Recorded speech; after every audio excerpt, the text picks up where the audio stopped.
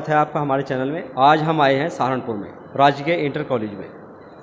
पता चला है कि पूरे उत्तर प्रदेश में एक योजना चल रही है, मुख्यमंत्री अभ्युदय योजना, जिसके अंतर्गत बच्चे जो हैं ऑनलाइन रजिस्ट्रेशन हो रहा है उनका, और वो पढ़ाई जो बच्चे पढ़ लिख के कामयाब होना चाह रहे हैं, कुछ टेस्ट पास कर रहे हैं IAS का, PCS का या कुछ और भी जिस तरह का भी वो तैयारी कराते हैं। आइए जानते हैं आपसे।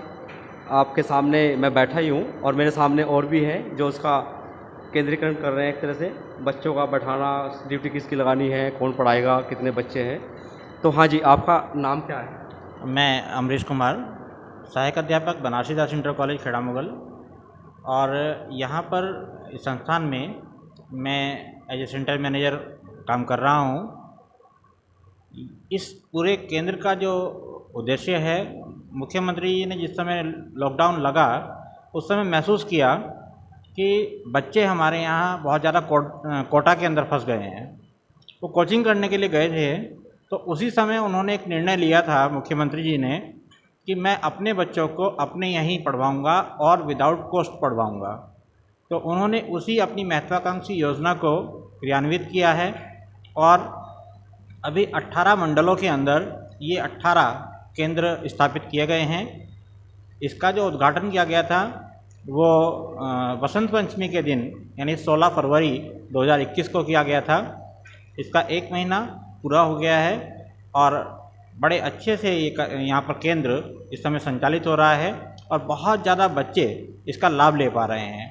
इस संस्थान के अंदर मुख्य रूप से UPSC, नीट, IIT, जी, NDA, CDS, रेलवे, बैंकिंग आदि से संबंधित कोचिंग्स कराई जाती हैं ताकि बच्चों का भविष्य सुनहरा बन सके और बच्चों को, खासकर यूपी के बच्चों को, किसी अन्य प्रदेश में जाकर के कोचिंग लेनी ना पड़े और उस पर एक बहुत ज़्यादा जो व्यय होता है वो उनको ना करना पड़े। सुना आपने, इन्होंने बहुत अच्छी बात बताई है कि यूपी के जितने बच्चे हैं जो पढ़ रहे हैं तो वह अपने ही स्टेट में कोचिंग करें। जो मंडल लिख के गए हैं, जो ये पढ़ाई का स्तर चल रहा है, जिसमें कोचिंग के नाम सब बताए हैं इन्होंने, हमने सुना है। तो अब जानते हैं कि ये जो लागू हुआ है ये कब तक रहेगा? ये आजीवन चलने वाला एक क्रम है। इसमें ऐसा नहीं है कि कितने समय तक चलेगा। मुख्य रूप से हमारा उद्देश्य है ज़्यादा से ज़्यादा बच्चों को IAS बनाना, ज़्यादा से ज़्यादा बच्चों को नीट में निकालना, मेडिकल में उनको निकालना, MBBS डॉक्टर यहाँ से बनाना, उनको कुछ इंजीनियर्स बनाना, रेलवे के अंदर अच्छी पोस्ट पर बच्चों को उनको समायोजित कराना, ये हम लोगों का उद्देश्य है। और ये बच्चे जब तक यहाँ पर पढ़ते रहेंगे, जब तक उनको कहीं पर एक सिलेक्शन नहीं मिल जाता है, तब तक वो कोचिंग कर सकेंगे। उनके स्थान पर फिर दूसरे बच्चे भी आते रहेंगे।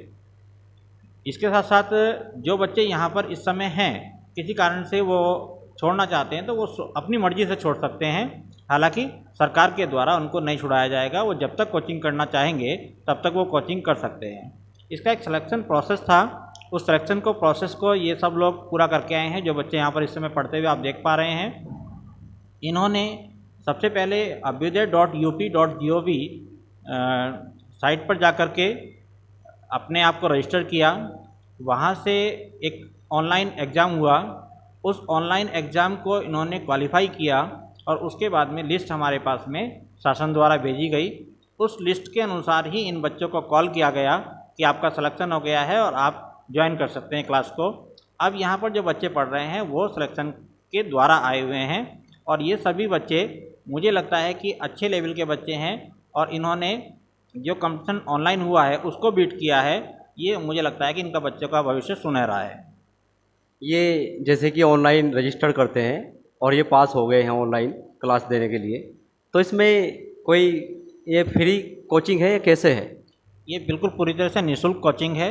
इसमें बच्चों से कोई पैसा नहीं लिया जाता है, बल्कि जो शिक्षक यहाँ पे पढ़ाने आते हैं वो या तो राजकीय degree college, added degree college, government inter college, added inter college और कुछ विशेष अध्यापक ऐसे भी हैं जो प्रोफेशनल्स हैं अपने फील्ड में। उन लोगों को यहाँ पर बुला करके बच्चों को पढ़वाया जाता है और उनको एक अमाउंट लेक्चर वाइज भी पे किया जाता है। उस पर डिसीजन होना अभी बाकी है थोड़ा गवर्नमेंट का कि क्या अमाउंट रहेगा, लेकिन वो एक अमाउंट रहेगा जो पर लेक्चर उनको दिया जाएगा।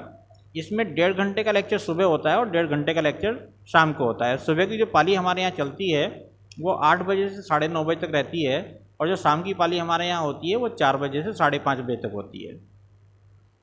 इसके बाद जैसे बच्चे ने रजिस्ट्रेशन किया हुआ है, उनका नंबर आ गया कोचिंग के लिए, कुछ बच्चे ऐसे भी हैं जो गांव देहात से काफ़ी दूर से आते हैं, तो उनके लिए क्या प्रावधान है सरकार की तरफ से, या अपने स्तर से ही आते हैं वो लोग, कैसे करते हैं? अभी पहले जो पायदान है इसका, इस पर हम देखते हैं तो अभी सरकार की कोई योजना इस तरह की नहीं है कि इनको कोई सुविधा इस तरह की दी जा सके जिससे ये यहाँ पर रह सकें। अभी उनको अपना ही बियर करके या तो आना पड़ता है, डेली घर से आना ही होगा, या भी कुछ लोगों ने कमरा ले लिया है। कुछ बच्चे जो तैयारी करने के बिल्कुल एकदम मूड में हैं, उनको लगता है कि उनको तैयारी करनी ही है, रहकर तैयारी करनी है, तो कुछ बच्चों ने कमरा भी ले लिया है सहारनपुर के अंदर, तो कमरा लेकर के अपनी तैयारी कर रहे हैं। तो सहारनपुर में ये कितने सेंटर हैं यहाँ पे, जैसे आप यहाँ देख रहे हैं, और भी कोई सेंटर है इसके अलावा सहारनपुर में?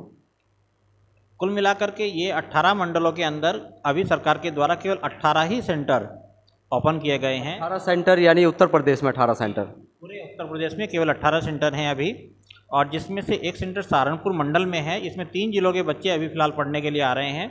मुजफ्फरनगर, शामली और सहारनपुर के बच्चे यहाँ पर पढ़ रहे हैं। जो ये राजकीय इंटर कॉलेज जो नेहरू मार्केट में सहारनपुर में है, सुना आपने, बच्चों के भविष्य के लिए, उज्जवल भविष्य के लिए सरकार बहुत अच्छी योजना चला रही है।